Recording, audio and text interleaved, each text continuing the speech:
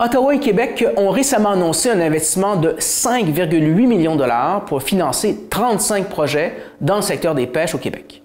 Une annonce qui est saluée par le député de Gaspé, Stéphane Sainte-Croix. Cette somme provient du Fonds des pêches du Québec, lequel fonds a pour but d'améliorer l'efficacité, la qualité et la durabilité du secteur du poisson et des fruits de mer de la province. Toujours dans le cadre de son entretien mensuel avec TVRP, le député caquiste prend acte d'un rapport sur les vulnérabilités régionales face au changement climatique dévoilé récemment par la Direction de la santé publique Gaspésie et de la Madeleine. Bonne écoute. Monsieur le député, bonjour. Bonjour. Merci d'avoir accepté notre invitation. Avec grand plaisir. Mensuelle. Tout à fait. Un rendez-vous incontournable. Alors, plusieurs sujets sur la table. On va commencer par une annonce tout très simple, je crois. Fonds des pêches, j'ai eu l'occasion de voir le communiqué. 5,8 millions de dollars, 35 projets. On sait que la part d'Ottawa, 70 %, Québec, 30 %. Qu'est-ce qu'on a à dire là-dessus? D'une part très fière. Belle annonce ce matin avec ma collègue Mme Leboutillier. 35 bénéficiaires, donc 35 entreprises qui bénéficient directement d'une aide de financement pour accompagner les entreprises dans leurs beaux projets. On parle d'innovation, bien entendu, puis ce que j'ai trouvé intéressant ce matin en regardant la liste des projets retenus, analysés avec une réponse positive, c'est tout, tu sais, on a la capture, on a la transformation, on avait aussi un secteur au niveau recherche environnementale, l'impact au niveau des rejets des eaux. Bref, on voit qu'il y a une belle dynamique dans l'ensemble de l'industrie pour, d'une part, s'adapter au changement d'une industrie qui est en profonde mutation, on va se le dire, au niveau des pêches, des océans, changement climatique, ressources humaines, bref, aussi coût d'exploitation de nos entreprises. Donc, c'est très intéressant de voir que nos entrepreneurs sont au rendez-vous, s'intéressent à la diversification de leur entreprise et puis, bien, très fiers de voir que le fonds répond à des besoins très précis, très pertinents pour le développement de l'industrie. Oui, parce que la pêche, ça passe par l'innovation. Oui. Le Fonds des pêches semble répondre à... On sait que c'est très pointu, les critères, mais il faut passer par là. Il faut passer par là. Puis ce qui est important de dire, puis Mme Leboutillier est revenue ce matin à quelques reprises, c'est un outil qu'on juge important au niveau de notre industrie, particulièrement sur la Gaspésie, mais c'est vrai aussi pour la Côte-Nord, c'est vrai pour le Bas-Saint-Laurent, c'est vrai pour les îles de la Madeleine. Bref, l'écosystème du Québec maritime possède un outil là, qui répond à leurs besoins. Donc, l'idée, c'est de s'en servir, bien évidemment. Et puis, on le sait, c'est un outil qui répond à des besoins particuliers, pointus, mais qui, une fois qu'on met en place, une fois qu'on répond aux besoins de nos industriels, qui amène des résultats là, probants. Et puis, voilà, c'est ça l'objectif qu'on vise. Permettez-moi, restons dans le secteur des pêches, parce qu'il n'y a pas très longtemps, on s'est parlé, vous et moi, de la crise de la crevette. Puis je fais une parenthèse, mais des bonnes nouvelles dans le cas de Rivière-au-Nord. Peut-être glisser un mot là-dessus. Très bonne nouvelle. Donc, on se souvient que l'industrie Marinard, l'entreprise Marinard a traversé une période difficile. Donc, une reprise de l'actif. Donc, premier objectif, sauvegarder l'actif au niveau du secteur de Rivière-au-Nord, composante très importante de l'économie du village et de Gaspé en général et de la Gaspésie.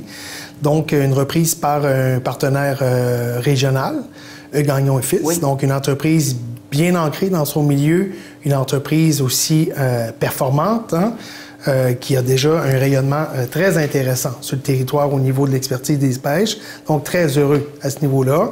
On ramène l'entreprise dans le giron des entreprises québécoises. Ça aussi, c'est une très bonne nouvelle. Et puis, pour la suite des choses, on est très confiant d'être capable d'arriver là à relancer cette industrie-là d'une façon différente, bien évidemment, parce qu'on s'entend pour dire que la crevette va traversera une période difficile, mais je pense qu'on a un bon partenaire actuellement pour reconsidérer l'écosystème industriel des pêches de Rivière-au-Nord axé sur l'entreprise Marinard et ses actifs. Donc, très heureux à ce niveau-là. Et puis, on continue notre dialogue là, pour la suite des choses dans les semaines et les mois à venir. Puis, le vice-président de Gagnon & Fils, on l'a reçu ici pas plus tard qu'hier sur notre plateau. Donc, M. Bill Sheen, qui on a aussi conversé là-dessus. Donc, en effet, très content de voir lui aussi très fier de reprendre parce que ça leur appartenait, c'était vendu, ils l'ont racheté. Exactement. Mais il dit on va faire face aux défis, même si la crevette en ce moment, c'est fragile, c'est très fragile. Clair. Mais il faut comprendre qu'il y a un actif de réfrigération, un actif de laboratoire, donc il y a vraiment quelque chose de très intéressant.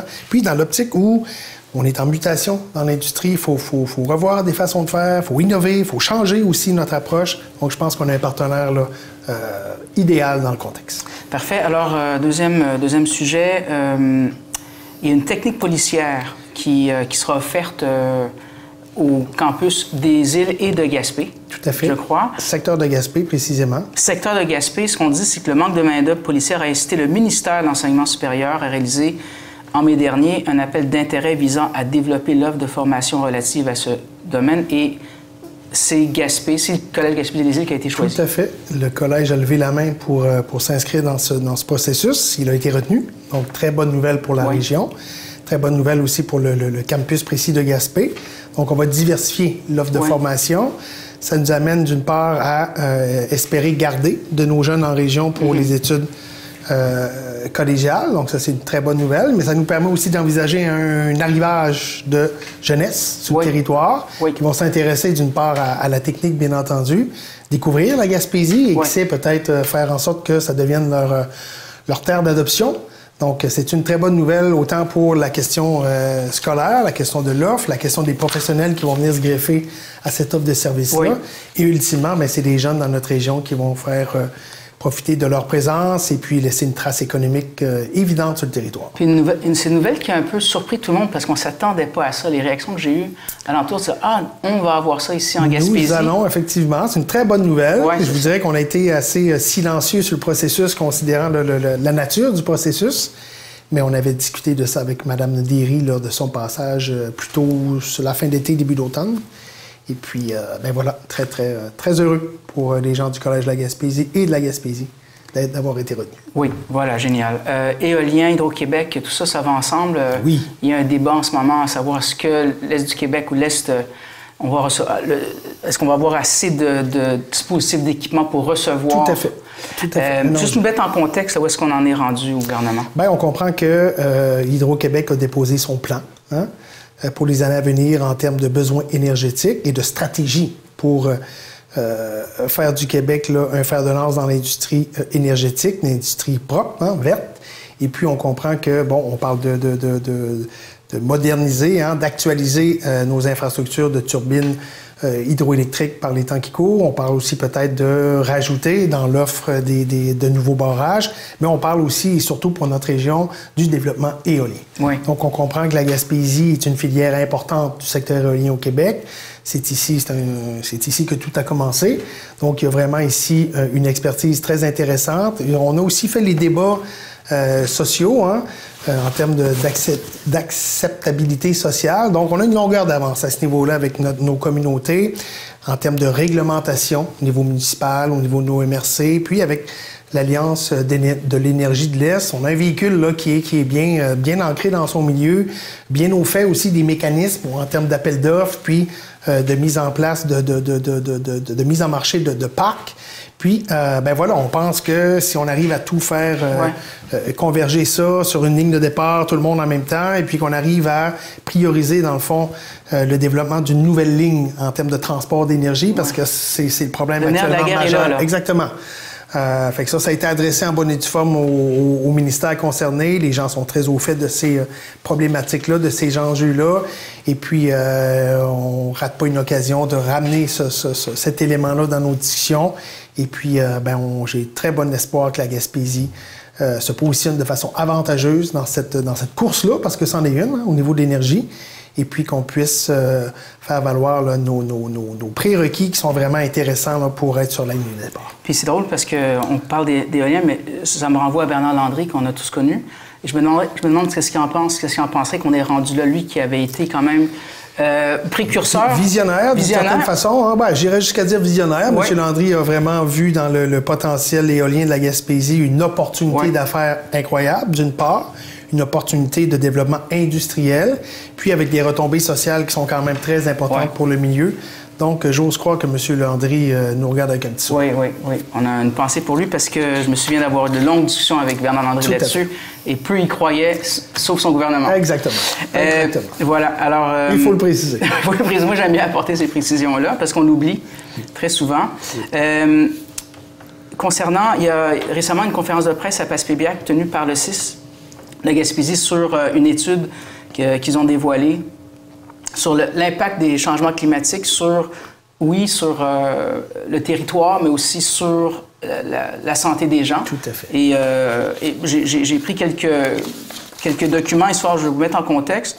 Les conséquences potentielles sur la santé des individus et des communautés sont nombreuses.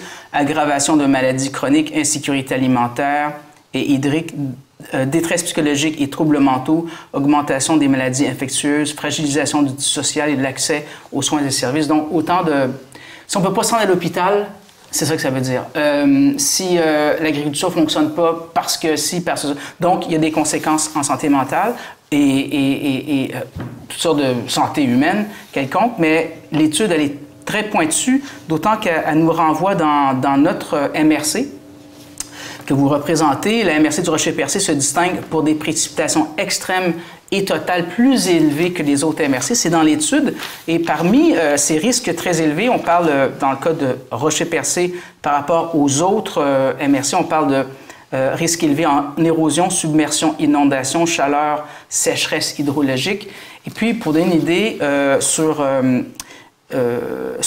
les précipitations prévues. Dans une seule journée, on pouvait, par exemple, dans une seule journée, et je le vois ici, on peut recevoir jusqu'à 49 mm de pluie en 81. En 2041, on pourra recevoir jusqu'à 56 mm de pluie. Je ne sais pas si vous vous souvenez je vais vous donner une idée, là. Je me souviens de la catastrophe qui a eu à Rivière-au-Nord. Oui. 24 cm de pluie en 24 heures. Oui. Vous avez vu les résultats. Il faut dire qu'à l'époque, on avait bien expliqué qu'il y avait une marée forte, des vents, il y a une tempête parfaite, mais on avait 24 mm de pluie en 24 heures. On parle de 56 ici. On voit, c'est juste pour donner une idée vers quoi on peut s'en aller dans notre région, sur la pointe de la Gaspésie. Et puis, vous êtes passé par Cap d'Espoir. Vous avez vu qu'on doit changer les routes. Tout ça, c'est pas étranger au changement climatique. À la vue puis il y aura des consultations. À la vue de tout ça, on dit quoi? Comment on peut envisager les choses? D'emblée, je vous dirais qu'on se dit préoccupé, bien évidemment. De l'ampleur de la chose d'un point de vue global, mondial, parce que je pense que quand on regarde l'actualité, l'évidence est devant nous. Là. Ouais. La planète subit les contre-coups des changements climatiques, mais quand on ramène ça à nos réalités très locales, régionales, nationales, on l'a vu avec cet été, si on regarde la question de nos agriculteurs sur l'ensemble du Québec, c'est une saison dramatique, ouais. Une catastrophe au niveau des maraîchers, nommément. Puis, il faut s'attendre à ce que ce type de phénomène-là devienne de plus en plus fréquent. C'est ce que l'étude les principales conclusions de l'étude, c'est de nous mettre en garde devant ces phénomènes-là. C'est très intéressant au fait que c'est très actuel, donc c'est tout frais. Et puis, ça nous touche très précisément dans nos milieux là, de vie. Là. Pour ce qui est du Rocher-Percé, nommément, l'érosion, je ne suis pas surpris de constater qu'effectivement que l'érosion sera un phénomène particulier. Toute la question côtière, parce qu'on est dans un contexte particulier où on est d'autant plus vulnérable avec les océans qui sont près de nous, et tous les mouvements des marées et tout. Bref, l'éolien aussi, quand je regarde la puissance des vents qui frappent la côte. Bref, on aura ici, je pense, des conditions pour créer une tempête parfaite de plus en plus à travers le temps. Puis, c'est clair que des populations principalement âgées, c'est ce que nous sommes les populations les plus âgées au Québec. C'est ça, justement, ils en parlent. Exactement, ils en parlent. Donc, il y a un caractère là, de vulnérabilité là, plus propice. Bon, on va se le dire aussi, les populations qui sont moins nanties, donc sont plus vulnérables d'un point de vue économique aussi.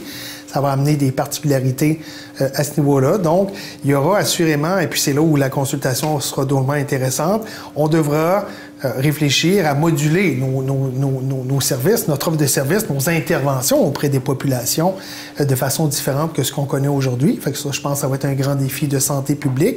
Et puis aussi s'assurer de donner les moyens à nos services pour être capables d'intervenir de façon adéquate.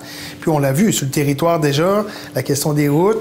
On a créé un bureau de coordination de l'érosion plus tôt dans l'année qui touche principalement le Québec maritime. C'est vrai. Ici, on a annoncé ça à Sainte-Anne-des-Monts. Donc, c'est pas pour rien que quelque part, il y a une réalité ici qui nous touche particulièrement.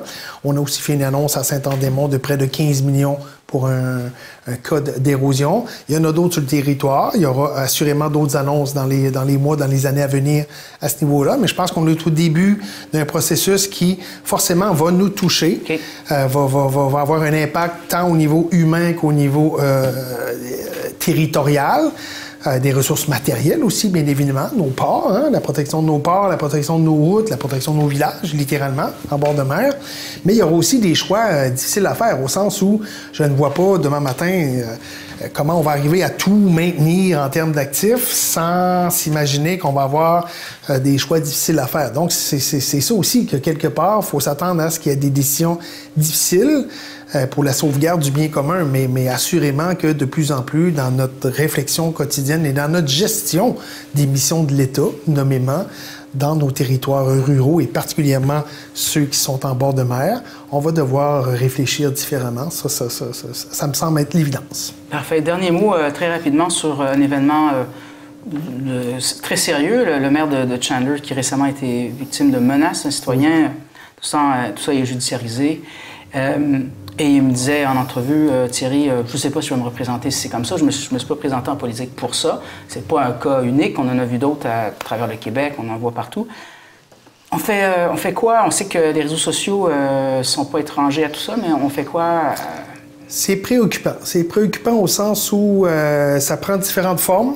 C'est de plus en plus présent dans notre quotidien, peu importe le niveau d'intervention politique. C'est aussi préoccupant au sens où ça vient nous chercher dans nos valeurs, bien évidemment. Mais au-delà de tout ça, quelque part, on fait le choix de servir les gens, de servir nos populations. Il n'y a rien de parfait non plus. Mais quelque part, je pense qu'il faut qu'on comprenne que c'est une menace réelle là, pour la gouverne de nos institutions, pour aussi, je veux dire, aller chercher des gens de qualité qui s'intéressent au bien commun, à la gestion du bien commun, servir nos populations. Donc, c'est de plus en plus préoccupant parce qu'on entend de plus en plus d'histoires préoccupantes et les impacts que ces histoires-là ont sur les individus, c'est pas banal. C'est vraiment pas banal. On parle d'élus, on parle de ceux qui les entourent, hein, leurs proches, on parle de leurs enfants.